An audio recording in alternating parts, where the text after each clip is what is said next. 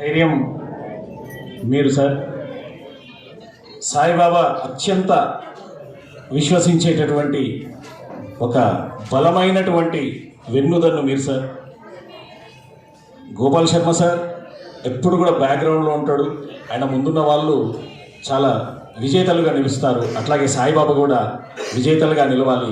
చక్కని ఆశీస్సులు అందించినటువంటి శర్మ సార్కి ఒకసారి గట్టిగా చప్పట్లతో మన అభివాదాలు తెలియజేద్దాం. Thank you sir.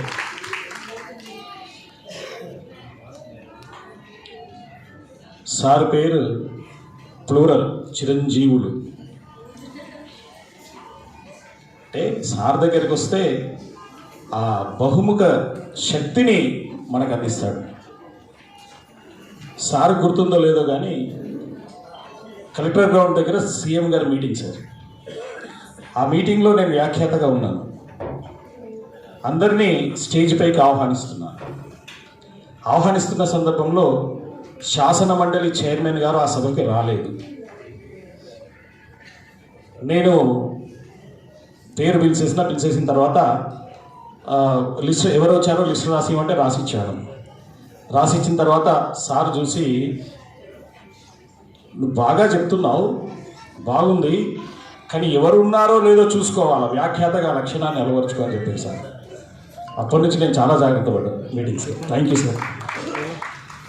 అప్పుడు సీఎం కేసీఆర్ మొదటిసారిగా వచ్చాను నిజామాబాద్కి. చాలా సున్నితంగా సార్ ఎత్తేందంటే ఇంకా నేర్చేసుకోవాలనిపిస్తుంది. ఆ రోజు నిజంగా నేను సార్ ఫ్యాన్ అయినా, ఈరోజు వారి పక్కన కూర్చునేటటువంటి అదృష్టం కూడా నాకు కలిగింది. మా సాయిబాబా కలిగించండి. I'm very happy. సార్ని తమ సందేశం ఇవ్వాల్సిందిగా కోరుతున్నాను. ఈ కార్యక్రమానికి నన్ను ఆహ్వానించినందుకు ప్రప్రథమంగా మిత్రులు గోపాల్ శర్మ గారికి, అదేవిధంగా ఈ పుస్తక రచయిత సాయిబాబు గారికి, ఈ కార్యక్రమానికి అధ్యక్షత వహిస్తున్నటువంటి గణపురం దేవేందర్ గారికి, అమృతలత గారికి, వేదికపై వచ్చినటువంటి నాగేశ్వరం శంకర్ గారికి, అదేవిధంగా ఇతర పెద్దలకు అందరికీ కూడా నా యొక్క నమస్సమాంజలు. నిజంగా ఈ కార్యక్రమంలో పాల్గొనడం కూడా నేను ఒక అదృష్టంగా భావిస్తున్నాను. అదేవిధంగా బుక్ రిలీజ్ చేస్తున్నప్పుడు అనుకోకుండా బుక్ కిందికి పడిపోయింది. ఎందుకు పడిపోయిందో నేను ఒకసారి ఆలోచించాను. మీరు ఆలోచించారు ఎందుకు పడిపోయిందంటే, వాళ్ళ తల్లి నేల తల్లి ఆ పుస్తకాన్ని మొదట ముద్దాడాలనుకున్నాడు. అందుకే సో మరి అంత మంచి హృదయం గల వ్యక్తి కాబట్టి నిజంగా కూడా నేల తల్లి ఆ పుస్తకాన్ని ముద్దాడాలనుకుంది, ముద్దాడడం లేదు. సో ముఖ్యంగా నాకు వారి గురించి పెద్దగా పరిచయం లేదు. పుస్తకం రిలీజ్ రోజు మాత్రమే ఆయన చేసినటువంటి యాక్టివిటీస్ సంబంధించినటువంటి పాంప్లెట్ ఇవ్వడం జరిగింది. వాటన్ని చూసిన తర్వాత నేను కూడా కొంత వీరి గురించి ఎట్లాంటి వారు అనేది నిజామాబాద్లో నాకు తెలిసిన ఫ్రెండ్స్ ఇద్దరు అడిగితే మంచి బ్రహ్మాండమైనటువంటి ఒపీనియన్ వారి గురించి చెప్పారు. సో వారిని చూసిన తర్వాత నాకు అనిపించింది, అంటే ఈ రోజుల్లో చాలామంది యువకులు ఏదో డాలర్ డ్రీమ్లో అమెరికాలో పోయి ఆస్ట్రేలియాలో ఇంకెక్కడో సెటిల్ కావాలి, లేదా రకరకాల వ్యసనాలతో ఉన్న కాలంలో తన శక్తియుక్తుల్ని, తన జీవితాన్ని సమాజ సేవకు దారబోయాలనుకునేటువంటి వాళ్ళు చాలా తక్కువ మంది ఉంటారు. మరి అట్లాంటి తక్కువ మంది వ్యక్తుల్లో వారు ఒకరు కనిపించినారు. మరి అట్లాంటి వ్యక్తి సభకు నేను రావడం నేను చాలా అదృష్టంగా భావిస్తున్నాను. వారిని చూస్తే నాకు శ్రీశ్రీ గారు ఒక శ్లోకం గుర్తుకొస్తుంది. కొంతమంది యువకులు జీవన బృందావన నిర్మాతలు అని. సో మరి నవజీవన బృందావన నిర్మాత నిజంగా కూడా సాయిబాబు గారు. వారు చేస్తున్నటువంటి కార్యక్రమాల గురించి ప్రజెంటేషన్ వారు ఇచ్చారు. అవి చూస్తూ ఉంటే అయితే అడ్మినిస్ట్రేటర్గా నేను మీకు కూడా చాలా జిల్లాలు పనిచేశాను. మొట్టమొదటిది కలెక్టరు వారి ఆశ్రమానికి రావడం, ముగింపు కూడా కలెక్టర్ తోటి ముగుస్తుంది. సో నేను కూడా జిల్లా కలెక్టర్ నల్గొండగా పనిచేసిన కాలంలో అక్కడ ఒక అమ్మ నాన్నల అనాథాశ్రమం ఉంది. నల్గొండ చౌకుప్పలు మీరు చూసారో లేదు, సాయిబాబు ఐడియా ఉందా? సో ఆ ఆశ్రమానికిలో కూడా వాళ్ళు ఇట్లాగే రోడ్డు పైన పిచ్చి వాళ్ళుగా తిరిగే వాళ్ళను తీసుకొచ్చేసి వాళ్ళకు కూడా క్షవరం చేయించి మంచిగా నీట్గా బట్టలు ఇచ్చి భోజనాలు పెట్టి మళ్ళీ వాళ్ళ ఇళ్ళకు పంపించడం జరుగుతుంది. సో అట్లాంటి కార్యక్రమాల్లో కూడా అప్పుడప్పుడు నేను కూడా వెళ్ళి పాల్గొనడం జరిగేది. ముఖ్యంగా కోవిడ్ పీరియడ్లో మా తరఫున కూడా ఎంతో కొంత సహాయ సహకారాలు అందించడం జరిగింది. అదేవిధంగా వారు అనాథ శవాలకు సంస్కారాలు చేయడం కూడా జరిగింది. సో నేను కూడా ఆర్టీఓగా వరంగల్లో పనిచేసిన కాలంలో ఇట్లాంటి సమస్య వచ్చినప్పుడు అక్కడ మేము శివముక్తి ధామ్ అని, మీరు ఎవరన్నా చూస్తున్నారో లేదో నాకు తెలియదు, బట్ పద్మాక్షి గుట్ట కింద హన్మకొండలో ఒకటి శివముక్తి ధామ్ అని చెప్పి ఒక మంచి మోడర్న్గా ఒక శ్మశాన ఘాట్ను కట్టడం జరిగింది. అందులో కూడా చాలా వరకు ఇట్లాంటి అనాథ శవాలకని కూడా ఫ్రీగా సంస్కారం చేస్తున్నా. బట్ వీరు చేసే సేవలు సమాజంలో చాలా తక్కువ మంది ఈ వయసులో చేస్తారు. వారిని చూస్తుంటే నాకు ముఖ్యంగా మదర్ తెరేసా గుర్తుకొస్తుంది. ఎందుకంటే కొంతమంది ఏమన్నా అనుకున్న పర్వాలేదు, but I want to tell that story. ఏమిటంటే మదర్ తెరేసా గారు 18 ఇయర్స్లో ఎక్కడో పుట్టి అల్బేనియా నుంచి భారతదేశానికి వచ్చింది. 18 ఏళ్ల వయసులో సహజంగా పిల్లల్లో కోరికలు ఏమి ఉంటాయి, తానేదో పెళ్లి చేసుకుని భర్తతో ఏదో విధంగా ఊహల్లో వేరిస్తూ ఉంటారు. ఆ సమయంలో అవన్నీ త్యజించి సమాజం కొరకు సేవ చేయాలనే ఉద్దేశంతో ఎక్కడి నుంచో అల్బేనియా భారతదేశంలో కలకట్టాకు రావడం జరిగింది. కోల్కతాలో ఆమె వచ్చిన తర్వాత ఒక చిన్న ఆశ్రమం పెట్టి అందులో కుష్ఠవ్యాధిగ్రస్తులకు సేవలు చేస్తుంది. ఎదురుగా ఒక టెంపుల్ ఉంది, కాళీ టెంపుల్. సో పూజారి ఉన్నాడు అక్కడ. ఆయన ఈమె పూజ ఇక్కడ వీళ్ళకు చేస్తూ ఉంటే ఆయన అక్కడ కొద్దిగా ఎందుకో డిస్టర్బెన్స్ జరుగుతుంది పూజలకు. అరే రోజు నా పూజలకు డిస్టర్బెన్స్ వస్తుంది, ఇక్కడ ఏదో విధంగా ఈ ఆశ్రమాన్ని తీసేయాలని చెప్పే ఉద్దేశంతో లోపలికి వెళ్తాడు. వెళ్ళిన తర్వాత అక్కడ కనిపించిన దృశ్యం చూసి మొత్తం మర్చిపోతాడు. ఏముంటుంది ఆ దృశ్యం? 18 సంవత్సరాల వయసులో అవసాన దశలో ఉన్నటువంటి ఒక కుష్ఠవ్యాధిగ్రస్తుని తన ఒడిలో బండ పెట్టుకొని వాడు వాంపింగ్ చేస్తుంటే 2 చేతులు పెట్టి దోశలుగా పడుతుంది, అందులో వాంపింగ్ చేసి అది చూసిన తర్వాత అతనికి అనిపిస్తుంది, నేను ఇన్ని రోజులు ఒక రాతి విగ్రహాన్ని పూజిస్తున్నా, కానీ దేవుడు ఎక్కడో లేడు, నిజమైన దేవుడు సమాజ సేవ చేసేవాడు ఉన్నాడు. సో దట్ ఈస్ రియల్ సేవ. సో మరి ఆమె ఎట్లా ఎదిగింది ఏమిటంతా డిఫరెంట్ స్టోరీ. దాంట్లో కొంత మతపరంగా ఉంటే ఉండొచ్చు, అవన్నీ పక్కన పెడదాం. బట్ సమాజ సేవ గురించి మనం మాట్లాడినప్పుడు మరి అంత చిన్న వయసులో అలాంటి భావనలు రావడం చాలా తక్కువ మందికి వస్తూ ఉంటాయి, అరుదు. మరి అంత మంచి వ్యక్తిత్వాన్ని వారికి అలవర్చినందుకు నిజంగా వాళ్ళ తల్లిదండ్రులని మొట్టమొదటి నేను ఇక్కడ మనము అభినందన తెలియాల్సిన అవసరం. వారి తల్లి ఎక్కడో నేను అడిగాను ఇంతకుముందు, తల్లి ఉందా అని. అందుకే తల్లి కింద పడగొట్టిందని కూడా నేను మనసులో అనుకున్నాను. సో మరి ఆ తండ్రికి నిజంగా కూడా అభినందన తెలియజేయాలి. ఎందుకంటే చాలామంది తల్లిదండ్రులు తమ పిల్లల్ని ఏదో ఉన్నత స్థానంలో చూడాలని అనుకుంటారు తప్ప సమాజ సేవ చేయడానికి ఎవరు కూడా ఒప్పుకోరు. కానీ వారు వీటిని ఒప్పుకున్నారు కాబట్టి నిజంగా వారు ధన్యజీవులు. అదేవిధంగా ఇది సాహితీ అదేవిధంగా సమాజ సేవ రెండు కలిపి ఉన్నటువంటి సభ కాబట్టి ఈ సభలో కొంత ఈ సమాజ సేవ గురించి కూడా మనం మాట్లాడాల్సిన అవసరం. నిజంగా భారతీయ జీవన విధానంలో అనేకమైనటువంటి సమాజ సేవ భావనలు ఉన్నాయి. పరోపకారార్థం ఇదం శరీరం అంట, ఇదం శరీరం. ఓకే, సో అట్లాంటి మంచి భావనలు ఉన్నప్పటికీ కూడా నిజంగా పరోపకారార్థం మనం కష్టపడుతున్నామా? మరి వివేకానందుడు మానవ సేవ మాధవ సేవ అన్నాడు. ప్రార్థించే పెదవుల కన్నా సేవ పనిచేసే చేతుల మీద అన్నారు. సో ఇవన్నీ కూడా మన దాంట్లో చాలా ఉన్నాయి, లేవని కాదు. శివ చక్రవర్తి ఉండొచ్చు పురాణాలలో, బట్ రియల్గా చూస్తే మనం చాలా నేర్చుకోవాల్సింది సమాజం.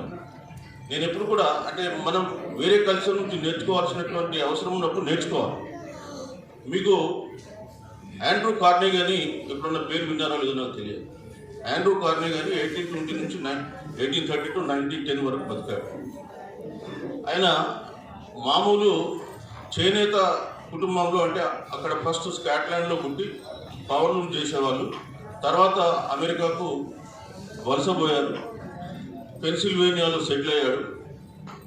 13 ఏళ్ళ వయసులో పవర్ లూమ్లో పనిచేసి తర్వాత కాలంలో విత్ ఇన్ నో టైం 30-40 సంవత్సరాల 40-50 సంవత్సరాల వయసు వచ్చే వరకే అమెరికాలో అత్యంత రిచెస్ట్ ఫెలోలో అతను ఒకడు.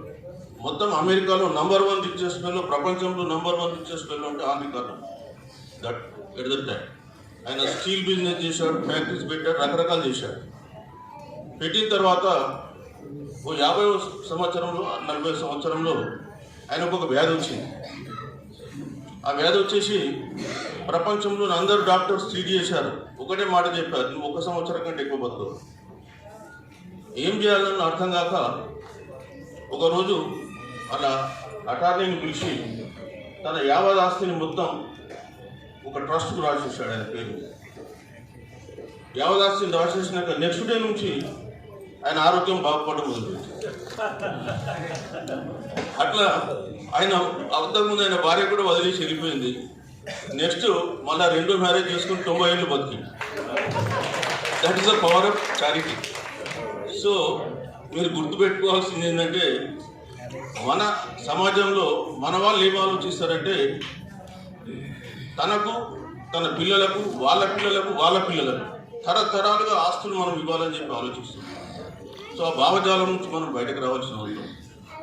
మీరు బిల్ గేట్స్ తెలుసు, బిల్ గేట్స్ అండ్ మిలిందో వాళ్ళ ట్రస్ట్ గురించి మైక్రోసాఫ్ట్ అధినేత, ప్రపంచంలోని అత్యంత ధనవంతులు ఆయన కూడా. ఆయన బిల్ గేట్స్ ఫౌండేషన్ పెట్టి తన సంపదలో 90% సంపద ఫౌండేషన్కు రాసేసారు. బిల్ గేట్స్ ఫౌండేషన్ వాళ్ళ బడ్జెట్ ఎంత అనుకున్నారు? ఈ సంవత్సరం 2024-25లో వాళ్ళ బడ్జెట్ వచ్చేసి $8.6 billion 1 year. It equals to nearly 65,000 crores. అంత అమౌంట్ వాళ్ళు దానాలు చేస్తూ పోతున్నారు. ఆయన అడిగారు, మరి నువ్వు అంతమంది దానం చేస్తున్నావు, మరి మీ పిల్లలకి ఏంటంటే, నా పిల్లలకు నా సంపద ఇచ్చి వాళ్ళని ఒక పరాన్న జీవులుగా నేను తయారు చేయను. నా సంపద మీద బతికేంత బలహీనులు కాదు నా పిల్లలు, వాళ్ళ సంపాదన మీద వాళ్ళు బతకాలని. సో మరి మన సమాజం ఎట్లుంది? మనము పిల్లల కొరకు అన్ని త్యాగాలు చేసి వాళ్ళకు సంపద సమకూర్చాలని చూస్తాం. వారు రాసిన పుస్తకంలోనే తల్లిదండ్రులు ఇండియాలో ఉంటే పిల్లలు ఎక్కడో ఆస్ట్రేలియాలో ఉన్నారు, ఎవరు చూసుకోవడం లేదు, రావడం లేదు. ఇది వాస్తవం, మనం నిత్యం చూస్తూనే ఉన్నాం. ఈరోజు అందుకే మనకు అనాథాశ్రమాలతో పాటు వృద్ధాశ్రమాలు కూడా చాలా వర్క్ చేస్తున్నాయి. సో నేను కూడా ఒక వృద్ధాశ్రమం కట్టిస్తున్నా, అది వేరే ఇష్యూ. బట్ థింగ్ ఏంటంటే ఆ విధమైన వృద్ధాశ్రమాలు కూడా ఈరోజు చాలా వెలుస్తూ ఉన్నాయి. అంటే మానవ విలువలన్నీ కూడా చాలా వరకు అంతరించిపోయినాయి. వారు చెప్పారు చాలా వరకు మానవ విలువ. నేను కూడా ఎప్పుడు అదే చెప్తుంటా, మానవ సంబంధాలన్నీ మనిషి సంబంధాలు ఈ రోజుల్లో ఆ విధంగా తయారైన. మనిషి అంటే మనీ ప్లస్ షీ, ఆ విధంగా తయారైన. సో ఇట్లాంటి సందర్భాల్లో మానవ సేవ సమాజాన్ని కొంత సేవ వైపు నడపాల్సిన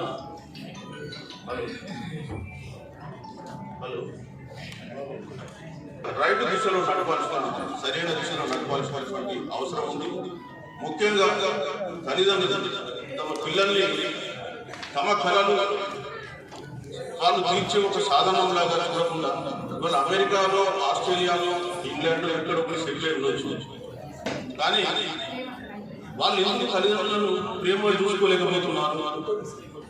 మన సొసైటీ ఈరోజు ఇండియన్ కల్చర్ సివిలైజేషన్ కూడా ఒక ట్రాన్సిషన్లో ఒకవైపు వెస్ట్రన్ కల్చర్ తాకిడికి, అదేవిధంగా మన పాస్ట్ అంటే మన పాతకాలపు సంస్కృతి మధ్య ఒక వైరుధ్యం ఉంది. సో ఈ రెండింటిల మధ్య ఘర్షణలో అక్కడ వెళ్ళినటువంటి వాళ్ళు ఆ పాశ్చాత్య సంస్కృతికి లోనైపోయి ఇక్కడ ఉన్నటువంటి పేరెంట్స్ మర్చిపోతున్నారు. ముఖ్యంగా పాశ్చాత్య సంస్కృతి దట్స్ ఎ డిఫరెంట్. ఇక్కడ తల్లిదండ్రులు పిల్లల కొరకు అన్ని త్యాగాలు చేసి పెంచి పెద్ద చేసి వాళ్ళ అభివృద్ధి కొరకు పాటుపడతారు. బట్ పాశ్చాత్య సంస్కృతి అట్లా కాదు. వెస్టర్న్ సివిలైజేషన్ 19 సంవత్సరాలు వచ్చిందంటే ఆడైనా మొగైనా ఇంట్లో నుంచి వెళ్ళిపోవాలి, వాళ్ళ జీవితం వాళ్ళు స్టార్ట్ చేయాలి. అందుకనే అక్కడ boy friend girl friend concept వచ్చినాయి. 19 సంవత్సరాల తర్వాత ఏ ఒక్కరు కూడా ఆడైనా మొగైనా ఇంట్లో ఉండరు, వాళ్ళ బతుకు వాళ్ళు బతకాలి.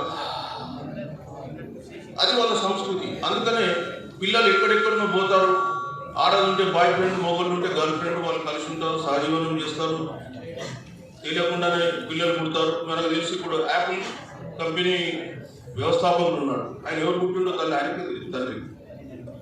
That is the culture of that civilization. So తల్లిదండ్రుల మీద వాళ్ళకు అఫెక్షన్ ఉండదు, పిల్లలకు కూడా తల్లిదండ్రుల మీద అఫెక్షన్ ఉండదు. But our culture is different. So ఇవాళ పిల్లల్ని మనము ఎంతసేపు డాలర్లు సంపాదించను లేదా బాగా సెటిల్ కావాలని చెప్పేసి మనం అక్కడ పంపిస్తుంటే వాళ్ళకు కూడా ప్రేమానురాగాలు మనం నేర్పకపోతే ఖచ్చితంగా అదే జరుగుతుంది. సో ఎంతోమంది చూసాం, మధ్యలో ముంబైలో ఒకసారి పేపర్లు చూసాం, బాంబేలో పిల్లలు ఎక్కడో అమెరికాలో ఉంటారు, తల్లి ఒక్కతే ఉంటుంది ఇక్కడ. ఒక 4-5 months తర్వాత తల్లి మాట్లాడుతులేదని అప్పుడు వచ్చారు. వచ్చేసి డోర్ బగల కొట్టేసి చూస్తే కుర్చీలో కూర్చుంది, మొత్తం స్కెల్టన్ ఉంది తల్లి. That is the fact.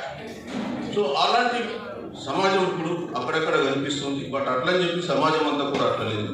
మానవ విలువలతో ఉన్నటువంటి సంబంధాలు కూడా చాలా ఉన్నాయి. సో మరి సమాజ సేవ చేస్తున్నటువంటి మన సాయిబాబా లాంటి వాళ్ళు ఖచ్చితంగా సమాజంలో ఉన్నటువంటి మంచితనాన్ని మరొకసారి గుర్తింపు చేస్తున్నారు. మరి వారు ఇట్లాంటి సేవలు ఇంకా అనేకం చేస్తూ రాబోయే కాలంలో ఒక మంచి సంస్థగా ఈ సంస్థ ఎదిగి మంచి పేరు ప్రఖ్యాతులు సంపాదించి ఎందరో యువతులకు వారు మార్గదర్శకులు కావాలని చెప్పి కోరుకుంటూ నాకు ఈ అవకాశం ఇచ్చిన మీ అందరికీ ధన్యవాదాలు తెలుస్తున్నాను.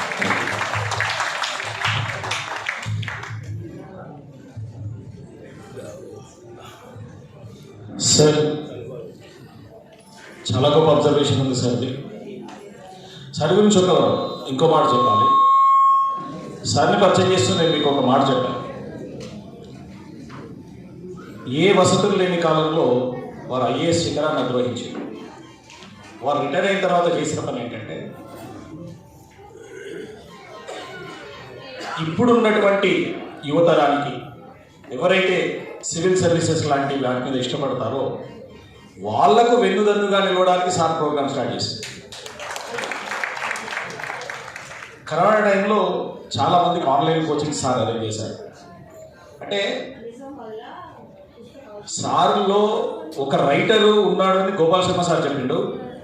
ఆ రైటర్ ఎక్కడ ఉన్నారని మనకి ఏడర్థమైందంటే మనం ఎవ్వరూ గమనించిన విషయం సార్ చెప్పిండు. పుస్తకం నేల తల్లిది ముద్దాడింది. ఒక రైటర్ మాత్రమే చెప్పారు తర్వాత.